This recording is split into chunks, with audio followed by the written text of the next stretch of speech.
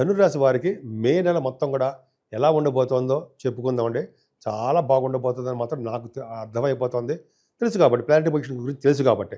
ఏదేమైనా 15వ తారీఖు నుంచి మీ రాశికి సంపూర్ణమైన గురుదృష్టి ఉంది కాబట్టి ఎప్పుడు కూడా హాయిగా ప్రశాంతంగా ఆడుతూ పాడుతూ డైనమిక్గా ఎదుటి వాళ్ళకి సలహాలు అడకమైన సలహాలు ఇస్తూ చాలా తెలివిగా బ్రహ్మాండంగా ఉంటారు. 14వ తారీఖు వరకు కూడా భోజన వసతులు చాలా బ్రహ్మాండంగా ఉంటాయి. ప్రేమతో కూడిన భోజనం బ్రహ్మాండంగా ఉంటుందండి. ఫైనాన్షియల్ స్టేటస్ కూడా బాగా పెరిగి తీరుతుంది. ఎందుకంటే గురు ప్రభావం బాగుంది కదండి.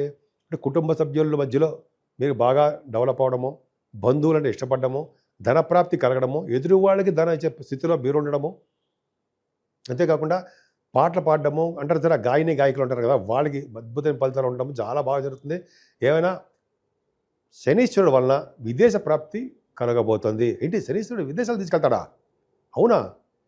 నిజంగా అవునండి. ఆయన మరి మీకు మ్యాలఫీ కదా, పాపి కదా, మరి నా లగ్నానికి రాశికి మరి ఆయన విదేశాలకు తీసుకెళ్తాడు. ఆయన పాపి అయినా సరే విదేశాలు వెళ్ళడం ఖాయం, అది డౌట్ లేదు. సరే, అక్కడ ఏ పరిస్థితి ఎలా ఉంటుందో చెప్పుకుందాం. విదేశాలు వెళ్ళడానికి అవకాశాలు ఉన్నాయండి. ఎక్కువగా షార్ట్ జర్నీస్ బాగా చేస్తారండి. 19వ తారీఖు తర్వాత నుంచి మీరు ఎక్కువగా షార్ట్ జర్నీస్ చేయడానికి అవకాశాలు ఎక్కువ, అది ఖచ్చితం. అంతేకాకుండా మీ తమ్ముళ్ళకి కానీ సోదరిమణులకు కానీ కలవడము, న్యూస్ గ్యాదరింగ్ చేయడంలో నిష్ణాతులు, నిపుణులు కూడా మీరు. అంటే జనరల్గా న్యూస్ రీడర్స్ గాను న్యూస్ సంబంధించిన వాటిలో మీరు ఉంటారు అని అర్థమవుతుంది. అలాగే మీ వే ఆఫ్ లివింగ్ స్టైలు, ఒక మీ పద్ధతి, కొత్త కొత్త ఆలోచనలు రావడము, అది మీ ఉన్నత స్థితికి మీరు చేర్చడం జరుగుతుందండి. ఏదేమైనా చతుర్థ భావంలో శనీశ్వరుడు తప్పు, కరెక్టే, తప్పే. ఈ శనీశ్వరుడే మిమ్మల్ని విదేశాలు తీసుకెళ్తున్నాడు. ఆ పక్క ఉన్న రాహువే 18వ తారీఖు వరకు ఉంటాడు కదా, ఆయన విదేశాలు తీసుకెళ్తున్నారు. సరే, పాపులు నిజంగా విదేశాలు తీసుకెళ్తారంటారా? తీసుకెళ్తారు. ఎందుకంటే చతుర్థ భావంలో రాహు ఉంటే మాతృదేశాన్ని కానీ, ఉన్న భూమిని కానీ, ఉన్న చోట నుంచి బయలుదేరి విదేశాలు వెళ్ళడానికి అవకాశం ఉంటుంది. ఆయన ఆభరణాలు కూడా ఇవ్వడానికి అవకాశం ఉందండి. కానీ అదృష్టవంతులు చేయలేకపోవచ్చేమో, కానీ అన్ని సౌకర్యాలు ఉంటాయి మీకు, అది భయపడాల్సిన అవసరం లేదు. కానీ అర్ధాష్టమ శని దోషము, అర్ధాష్టమ రాహు దోషము మీకు ఉన్నాయి 18వ తారీఖు వరకు. కాబట్టి జాగ్రత్తగానే మీరు ఉండాలండి. జాగ్రత్తగా ఉండమంటే శనీశ్వరుడు పూజ చేసుకోవడం మంచిది. ఏదేమైనా బుధ శుక్రుల కాంబినేషన్ వల్ల సినిమా రంగంలో బాగా రాణిస్తారు. చదువు బాగా వస్తుందండి మీకు. విద్యార్థులకు చదువు బాగా వస్తుంది. అలాగే ప్రతిభ డిబేట్స్లో మీరు బాగా పాల్గొంటారు. అద్భుతంగా బాగా చాలా మంచి యోగాలు ఉన్నాయండి బుధ శుక్రుల వల్ల. అంతేకాకుండా తల్లిగారికి ఆరోగ్య పరిస్థితి, ఆర్థిక పరిస్థితి, ప్రేమాభిమానాలు మీ మీద ఎక్కువ. అంతేకాకుండా రైతులు కూడా మంచి పంటల నష్టాలు వస్తాయి. చండావుల వల్ల నిజంగా అసలు ప్రాబ్లమ్స్ బాగా, అంటే నిజంగా ప్రాబ్లమ్స్ ఉండి తీరుతాయి. కానీ బుధ శుక్రుల వలన ధనప్రాప్తి కలగడానికి అవకాశం ఉంది. రవిబుధుల కాంబినేషన్ చూడండి ఎంత బాగుంది. పుత్ర సంతానము, పుత్రిక సంతానం కలగడానికి అవకాశం ఉండడము, అలాగే మీరు కొద్దిగా డాక్టర్స్ సంబంధించిన ప్రొఫెషన్లో ఉండడానికి అవకాశాలు ఉండడము, చార్ట్ అకౌంటెన్సీ, కాస్ట్ అకౌంటెన్సీ సంబంధించిన విద్యలో మీకు రాణించడము, అంటే ఫైనాన్స్ రంగంలో కూడా మీకు ఉండడానికి అవకాశాలు ఉండడము, వేద శాస్త్ర అభివృద్ధికి కూడా బుధ శుక్రుల వల్ల, రవిబుధుల వల్ల కాంబినేషన్స్ వల్ల మీకు డెవలప్మెంట్స్ ఉండడము, శాస్త్రాలకి అభివృద్ధికరంగా ఉండడం జరుగుతుందండి. ఏదేమైనా మీకు స్టాక్ మార్కెట్లో, షేర్ మార్కెట్లో, స్పెక్యులేషన్లో ఎస్ అంటాం కదా, వాళ్ళకి బాగా డెవలప్మెంట్స్ ఉంటాయండి. ధనప్రాప్తి కలుగుతుంది, చక్కటి సంతానం కలుగుతుంది. అలాగే సినిమా రంగంలో కూడా మనం చూస్తాం కాబట్టి రవిబుధుల కాంబినేషన్ కాబట్టి సినిమా రంగం, కళా రంగంలో అభివృద్ధికరంగా బ్రహ్మాండంగా ఉండబోతుంది. అన్నిటికంటే సూపర్ ఏంటి చెప్పంటారా? 15వ తారీఖు నుంచి రవి మారుతున్నాడు, గురుడు మారిపోతున్నాడు. అంటే గురుడు ఉన్న ప్లేస్లోకి రవి వచ్చేస్తున్నాడు. అలాగే గురుడేమో మిథున రాశిలోకి వెళ్ళిపోతున్నాడు. అంటే రవి ఆరంభంలో ఉంటే ఏం చేస్తాడంటే ఖచ్చితంగా మీకు మంచి చేస్తాడండి. ఆయన భాగ్యాధిపతి కూడా అయ్యాడు కాబట్టి ధనప్రాప్తిని కలిగిస్తూ ఉంటాడు. కాంపిటీషన్ ఎగ్జామ్స్లో కానీ, ఇంటర్వ్యూస్లో కానీ మిమ్మల్ని గెలిచేటి చేస్తుంటాడు. విదేశ పర్యటన అయ్యేటి చేస్తుంటాడు. గవర్నమెంట్ ప్రొఫెషన్లో ఉండేటి చేస్తుంటాడు. రాజకీయ రంగంలో పదవులు వచ్చేటి చేస్తుంటాడు. ఆరంభంలో రవి సామాన్యమేనండి. పైగా శత్రు నాశనం అంటారు సరే, శత్రువుల వలన అపవాదులు కానీ ఏమి ప్రాబ్లమ్స్ లేకుండా కాపాడము, సంపూర్ణమైన ఆరోగ్యవంతంగా ఉండేట్టు చేయడము, సేవకా జనం కలిగేటి చేయడము రవి వల్లనే సాధ్యం కదండి. రవి సామాన్యమైన ఆయన మాత్రం కాదండి. పైగా 15వ తారీఖు నుంచి ఆల్మోస్ట్ సప్తమ భావంలోకి గురుడు వచ్చేస్తున్నాడు. ఎంతకాలము మీకు ధనురాశి వారికి 6వ భావంలో, అంటే 6వ భావంలో గురుడు మంచి చేయలేడు చేస్తాడు, కానీ సప్తమంలో మరింత ఎక్కువ మంచి చేయడానికి అవకాశం ఉందండి. అంటే వివాహ వేడుకలు, శుభకార్యాలు, ధర్మకార్యాలు ఇవన్నీ చేయడానికి అవకాశం ఎక్కువ ఉంది. అంటే భార్యాభర్తల యొక్క అనురాగ అన్యోన్య దాంపత్య జీవితం ఇంకా మళ్ళీ మొదలవుతుంది. బ్రహ్మాండంగా ఉంటారు. చాలా బాగుంటుంది, అంత డౌటే లేదండి. పైగా మీ కళత్ర స్థానము, విజయస్థానము, మా అదృష్ట స్థానం ఉంటాం కదా, సప్తమాన్ని, అలాగే మీ వ్యాపార అభివృద్ధి దినదిన ప్రవర్ధమానం అవుతూనే ఉంటుంది. కానీ కుజ ప్రభావం వలన యాక్సిడెంట్స్ అవ్వడానికి అవకాశం ఉందండి. నీచ స్థితిలో ఉన్న కుజుడు అంత అద్భుతమైన అంటే అద్భుతమైన వాడు కాదు. చిన్న చిన్న అనారోగ్య సమస్యలు, చిన్న చిన్న యాక్సిడెంట్స్, నీటి వలన ఇబ్బందులు కలగడము, అంటే జలగండం ఉండడానికి అవకాశం ఉండడం జరుగుతుంది. ఏదైనా భాగ్యస్థానంలో కేతువు, రాజ్యస్థానంలో కేతువు ఇద్దరు 2 చోట్ల ప్లే చేస్తాడు వాళ్ళని ఉంటున్నాడు. అంటే 18వ తారీఖు వరకు కూడా భాగ్యంలో కేతు విశేషమైన సంపదలు, అమ్మవారి యొక్క దర్శనాలు, గణపతి దర్శనాలు, సుబ్రహ్మణ్య స్వామి యొక్క దర్శనాలు, అంటే ఒక విధంగా చెప్పాలంటే దైవ దర్శనాలు ఇవ్వడమే కాకుండా తీర్థయాత్రలు చేస్తారండి. అన్నిటికంటే ముఖ్యం ఏంటంటే శనీశ్వరుడు అంటే 19వ తారీఖు బుధుడు వల్ల శనీశ్వరుడు కదండి, కేతు వలన సరస్వతి లేదా పుష్కర స్నానం చేయించినా కూడా కేతువే కారకుడవుతాడు. మీరు చేసి తీరుతారు చూడండి. 99% నాకు తెలిసి ఏంటంటే 15వ తారీఖు కాకుండా 19 నుంచి మీరు ఎక్కువ అవకాశాలు ఉంటాయండి. మీరు సరస్వతి పుష్కరాలు చేస్తారు, స్నానం చేసి తీరుతారు. అలాగే భాగ్యం వృద్ధి అవుతూ ఉంటుంది. విదేశాలు చదువుకోవడానికి వెళ్తారు, హయ్యర్ ఎడ్యుకేషను. అలాగే కేతు కూడా రియల్ ఎస్టేట్ రంగంలో వ్యాపారాల్లో బాగా డెవలప్ అయ్యేది చేస్తూ ఉంటాడు ఆయన. అమ్మో, సామాన్యుడేం కాదు, చాలా మంచి భాగ్యాన్ని కలిగిస్తాడు మీకు. తండ్రి గారికి ఆరోగ్య పరిస్థితి బ్రహ్మాండంగా ఉంటుంది. ప్రొఫెషనల్గా మీకు కేతు దశమంలో ఉన్నప్పటికీ శని దృష్టి ఉంది. అంటే యాక్చువల్గా మీరు సాఫ్ట్వేర్ రంగంలో ఉన్నారు చాలామంది. కానీ వాళ్ళకి ప్రమోషన్స్ రావడం తక్కువైపోవడమో, ఉద్యోగ భద్రత తక్కువ అవ్వడమో, ఏదో విధంగా చిన్న కన్ఫ్యూజన్లో బాగా ఉంటారండి. మీరు భయపడకండి. గవర్నమెంట్ ప్రొఫెషన్లో ఉన్న వాళ్ళకి అదే పరిస్థితి. మీరు కష్టాన్ని నమ్ముకోండి, అలాగే మీరు నాలెడ్జ్ని పెంచుకోండి. ఖచ్చితంగా మీకు అంటే ఎదురు లేదు అంటారు సరే, అలా ఉంటుందండి. ప్రొఫెషనల్గా థ్రిల్లింగ్. అంతేకాదండి, లాభస్థానంలో కూడా మీకు చాలా బ్రహ్మాండంగా ఉంటుంది. గురు ప్రభావం వల్ల 15వ తారీఖు తర్వాత నుంచి మీ అన్నయ్యలకి, మీ అక్కయ్యలకి కంటిన్యూస్ ఫ్లో ఆఫ్ పని ఉండడము, మీకు ఉండడము, అలాగే బంధువులంటే ఇష్టపడము గురు ప్రభావం వల్ల ఎంత బాగుందండి లాభస్థానానికి. అలా అనేక విధాలుగా మీకు ధనప్రాప్తి కలుగుతుందండి. ముఖ్యంగా ఉద్యోగాల ద్వారా, అంటే బ్యాంక్స్లో ద్వారా, అలాగే ఎడ్యుకేషన్ ఇన్స్టిట్యూషన్స్ ద్వారా, అలాగే మీరు చేస్తున్నటువంటి ఏ చిన్న ఉద్యోగం కానీ వ్యాపారం సరే దినదిన ప్రవర్ధమానం అవుతూ ఉంటుంది. ఏదైనా రాహుకేతుల మధ్యలో ప్లానెట్స్ ఉండిపోయండి. రాహుకి సంబంధించిన పూజలు చేసుకోవడం వల్ల, కేతుకు సంబంధించిన పూజలు చేసుకోవడం వల్ల అద్భుతమైన ఫలితాలు ఉంటాయి. ఇది వైశాఖ మాసం కాబట్టి, మాధవుడికి విష్ణువుకి ప్రీతికరమైన మాసం కాబట్టి చెప్పులు, గొడుగులు, అలాగే విసినికర్ర దానాలు ఇవ్వడము, అలాగే చలివేంద్రాలు పెట్టడము. చలివేంద్రాలు అంటే మంచినీళ్ళు సప్లై.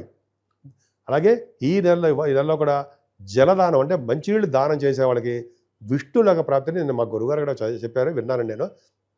అంటే మనం మంచి మంచి లోకాలకు వెళ్తామని. వైశాఖ మాసం కదా, అద్భుతమైన ఫలితాలు ఉంటాయండి.